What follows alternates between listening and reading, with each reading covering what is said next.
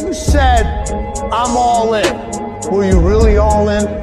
Let me tell you what the cost of being all in is. Early mornings, late nights, being misunderstood, having very few friends, being your own cheerleader. Are you those things? All right, so we are playing some running around this morning. Today is the day, hopefully, that the Cummins fire is off. If I can get all my ducks in a row, they're all kind of quacking and wandering all around right now. You can do it. Come on, ducks. Yes, yes. It shows on eBay that our engine harness is out for delivery today, so hopefully that comes in a timely manner. And as you've seen in the last video, we fixed the transmission harness this past weekend, so I got to get that back in, just because I don't want anything to go crazy with the computers. I want everything to hopefully just fire right off and go as smooth as possible. Advanced Auto Parts near me did not have my oil pressure sensor, and that's the one that was burnt, so we just hit Napa and grabbed our oil pressure sensor, and while we were there, we went ahead and grabbed a new serpentine belt. So I'm gonna make a stop at the paint store for some other stuff, and then we're gonna get back to the shop. All right, so again, pardon all the fan noises here. We've got 100 fans going to keep air moving in the shop. This is our trans harness, so we're gonna go ahead and get this thing put back in this today. And then this morning, I picked up a couple odds and ends, our oil pressure sensor and our serpentine belt, which we won't be needing right this second necessarily fired off, I don't think. But we're gonna get these things installed while waiting for FedEx to bring me my engine harness. So the trans harness, I didn't get to really close that video out great because I ended up going to the racetrack. But again, we don't need these. And then that's that where I stubbed it off.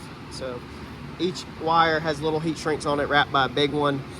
So this is what went back to the exhaust.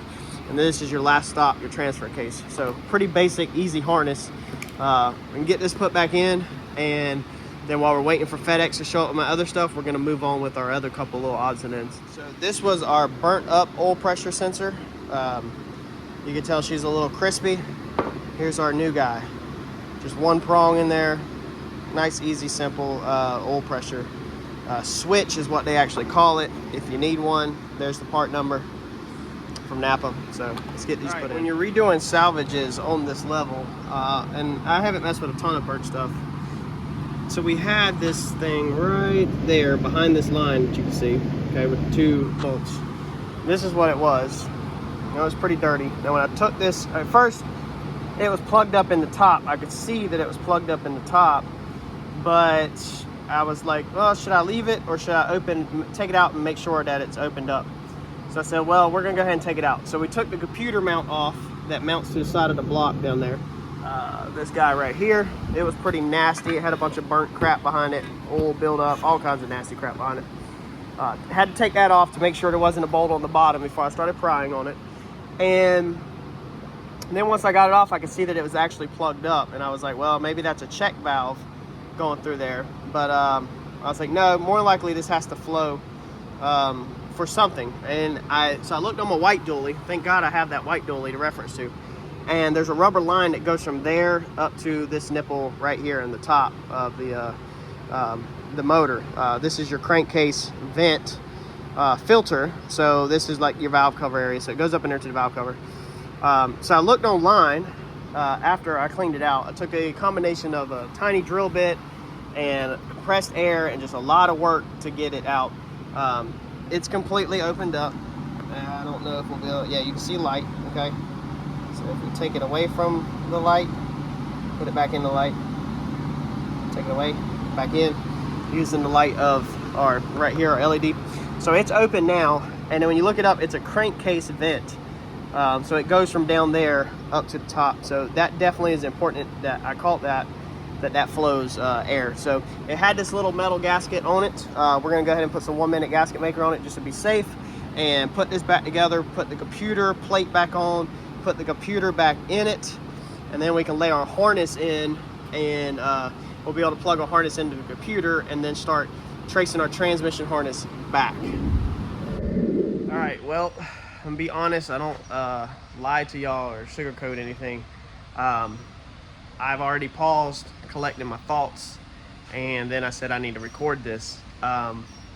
So we're done with the Cummins. That's the way some of these roll. I don't sugarcoat anything. I tell it like it is. I have the trans harness snaked up in there, and I have it plugged into the computer. The engine harness is not here yet. And I went to go run the other wire down. I looked on the white dually, and that wire is a trigger wire on the starter. So to get around behind there, you got to dip it down. When I went to go behind there, there is a line that says high pressure, that the end of it's like chopped off of. And so I said, well, we need to figure out how this goes. I think this goes to the fuel bowl. Stuck my hand behind the fuel bowl to move it, and the fuel bowl was loose. Somebody had put the bolts back in finger tight on the fuel bowl. The shop that took it apart probably said nothing got lost. And then I noticed something laying there behind the fuel bowl. Let me go show you. So first off, that's just the name of the game with these. I want to make sure you understand that when you're doing these cars, I've got salvages everywhere. Every single one of these salvage titles wrecks. Half of them don't run. We get them back running. Most of them do. This is part of the game, and I like to show y'all part of the game, how this game is played. So the fuel bowl bolts on to right here. I pulled it out. Let's see here, where is it at? I shifted it right here. And so I was like, let's see here, this line right here is, you can see the end of it's like busted off, and it says high pressure on it. So I was like, well, this thing is melted, so we're definitely gonna have to order this with the fuel bowl. I could see it because it was sitting up there like this, okay?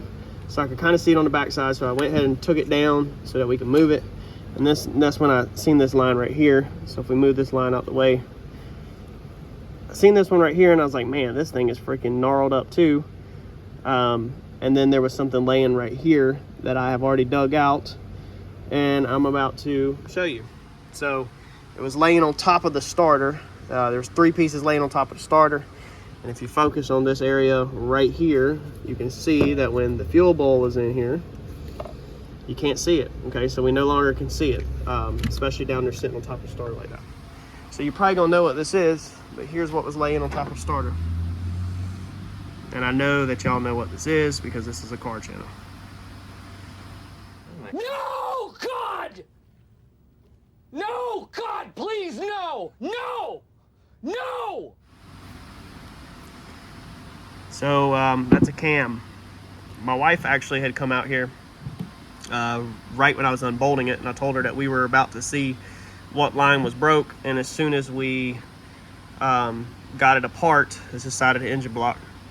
As soon as I pulled that out of the way and I seen these and I grabbed this and I laid this on the table, and she said, what is that? And I was like, that's part of the cam. I was like, I don't understand why there would be part of a cam laying in the engine. I was like, Lord, please don't let this motor be blowed up. I was like, unless somebody, you know, at some point, just crazy idea, laid a broken pieces of cam up here, and one dropped, just like a 10mm socket or wrench would, and it got lost, and nobody dug for it and kept on going. I was like, but the likelihood of that being to another motor is slim to none. So when you dig back here, bear with me. Let me see if I can get the camera back here. There you go.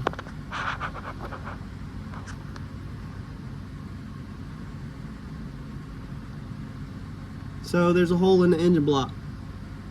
Part of the cam is out of it, so that sucks, but that's the name of the game. So where do we go? We're not going to cover this up. We're not going to delete this series. We're not going to stop doing the content on it or whatever. Y'all know how deep I am in this truck. Not deep at all, but still I got some money tied up in it. I just bought an engine harness, repaired transmission harness. The good news, engine harness I paid $500 for. They're all on eBay for $1,500, so it will eventually sell on eBay. Bad news is that it's on a credit card, so I'm going to be making payments on it until it sells, or I can pay it off. Don't want to pay it off, rather just kind of let it sit on there, and hopefully it'll sell pretty fast. But what do we do now? This is where things, I'm gonna go ahead and tell you, are probably gonna take a turn for the worse.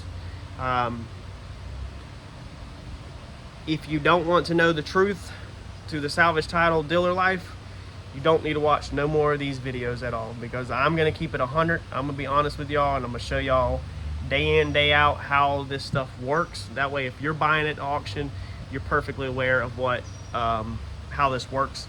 We're not gonna go over it in this video, but things are probably gonna get ugly. Some people might not agree with it, but you're gonna see what happens whenever you get yourself in a bad situation and you're a dealer. Dealer's the key word there, and you do this for a living. What do you do now? So let's go ahead and close this video out. I'm going to get things together, and then I will update y'all on the rest of this project, where we go, how we go, and money-wise. Make sure you stay tuned if you're interested in this kind of content, and if you're thinking about buying salvage or hitting these auctions up, because there's a couple things to learn that helps you not make these mistakes. Now this was, I want to go ahead and clarify this, this was straight from an insurance company. This was not a scam. IAA did not cover up hidden damage. None of that. That stuff is not, that's not how this works. Now if you buy from a dealer, then yes, you can get a hold of stuff with covered up damage and stuff like that, but when you're buying straight from the insurance company, as I do, you lower your risk way down. Well, I don't know if probably the shop, they were probably gonna repair the truck, so they started breaking it down, and they obviously pulled the fuel bowl off, and then when they pulled the fuel bowl off, they probably seen the crank sitting there and seen the hole in the block, and then that's when they decided to move forward and go ahead and total out the truck. Now it went to auction. It went to auction as mechanical. I think it, no, it went to auction as collision and fire. There's a reason why it was not marked as mechanical, and I don't want to go too in depth on this video on that. So whenever they took the fuel bowl out because of the lines, that's probably when they seen the piece down there, and then they went ahead and moved forward with the total. Now when this thing gets towed into IAA, somebody else just checks it in, or the adjuster might write on there. Sometimes things can get mislabeled, and it was marked as collision and collision and fire, because I guess they probably seen that the harness was burned up, and then the front end was taken apart, so they marked it as collision literally just because the front end was taken apart. I don't think this was a collision vehicle. I think the bumper was already damaged and it was not accident related.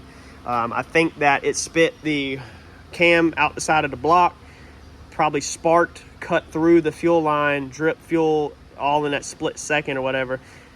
Maybe a flash fire or caught on fire a little, and then went out or something, is my theory now on why it caught fire. But the person that worked on this truck was just a technician, an hourly employee at a body shop. That's how these things work. And we've seen in the earlier videos how he put the bolts back in the alternator and all that stuff. So he was putting things back so it didn't get lost as he took things apart. And he probably literally, once he's seen that, then he just put the fuel bowl right back up there with the bolts finger tight in it so it didn't get lost for the next guy. So if you're uneducated, you'll think that that's a cover up, that shops are covering stuff up. They're not, man. That's just not how this works. That hourly guy does not care. He's still got his pay. You know, they totaled it. They sent it to the salvage auction. So I'm going to do my next step. Y'all are going to smash that like button. You're going to go ahead and subscribe and turn on the notifications if you want to stay tuned to this world. I had a couple people reach out and tell me that they're highly interested in this stuff. We cut away from the salvage because when I was about 2,000, 2,500 subscribers, they weren't pulling great views. Now they're pulling close to race car level views. So it seems like we got some interest in them. Y'all let me know in the comments if you want to see more of this, because I do this all the time. Of course, I would just show you the big bad ones, not the little car ones or anything. But yeah, let me know what y'all think in the comments, and I'll catch you in the next video. Thanks, y'all.